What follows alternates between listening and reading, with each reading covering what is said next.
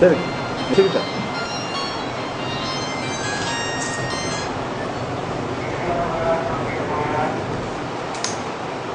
2 గంటల ప్రాంతంలో రేఖ అనే 48 సంవత్సరాల స్త్రీ కుల్సుంపురా పోలీస్ స్టేషన్ వచ్చి ఇన్స్పెక్టర్ కరణ్ గారికి ఒక రిటర్న్ కంప్లైంట్ ఇచ్చింది. తన మన్మరాలను 6 సంవత్సరాలు స్నేహ అనే అమ్మాయిని వాళ్ళ అల్లుడే కొట్టిండు, హెడ్ ఇంజురీ అయ్యింది అని చెప్పేసి వచ్చింది. దాని మీద 324 కేసు నమోదు చేశాడు. ఇమీడియట్గా ఇన్స్పెక్టర్ గారి ఇన్వెస్టిగేషన్ ప్రాసెస్లో డీటెయిల్గా ఎంక్వైరీ చేసేస్తే ఏమని తెలిసింది అంటే, ఈ స్నేహ తండ్రి సత్తు అలియాస్ సత్తయ్య, రవి అనే వాళ్ళు 2 ఫ్రెండ్స్ ఉన్నారు.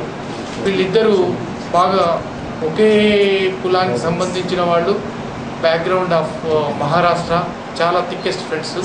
వీళ్ళ మధ్యలో కొంచెం డిఫరెన్సెస్ ఉండేది. ఈ రవి అన్న కూతురు ఒక అమ్మాయి ఉంటే ఆమెను పెళ్లి చేసుకుంటా అని చెప్పి సత్తయ్య అంటుండేవాడు. సత్తయ్యకి ఆల్రెడీ 2 బిడ్డలు ఉన్నారు. సత్తయ్య భార్య కూడా ఈ సత్తయ్య పెట్టి కొంచెం బాధలకు ఏగలేక పెద్ద పిల్లలు ఇంటి దగ్గర ఇడిచిపెట్టేసేసి చిన్న బిడ్డను తీసుకొని వెళ్ళిపోయింది. అయితే ఇద్దరు బాగా తాగిన తర్వాత డిఫరెన్సెస్ వచ్చింది. అయితే ఆల్రెడీ రవికి ఒక ముందు ప్లాన్ చేసుకున్నాడు, ఊరికి వీళ్ళ అన్న బిడ్డను పెళ్లి చేసుకోవాలి అని చెప్పేసి ఆ ప్రపోజల్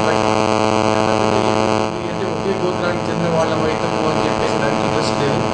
వీడికి లాభం లేదు, వీడిని ఎట్లయినా ఎలిమినేట్ చేయాలి అని చెప్పేసి ఒక చిన్న చాకు తీసుకొని వచ్చాడు. ఆ రోజు చాకు తీసుకొని వచ్చి అటాక్ చేద్దామని చెప్పి ఫస్ట్ రాయి తీసుకొని కొట్టాడు. రాయి తీసుకొని కొట్టినప్పుడు బాగా ఇమీడియట్గా రాయి తీసుకొని పటాపటా కొట్టి చాకుతో అటాక్ చేశాడు. ఆ అమ్మాయి చూస్తే ప్రార్థన చేస్తుంది అని చెప్పి ఆ అమ్మాయిని కూడా రాయితో కొట్టేసి బయటికి పెట్టేసి తాళించుకొని వెళ్ళిపోయింది.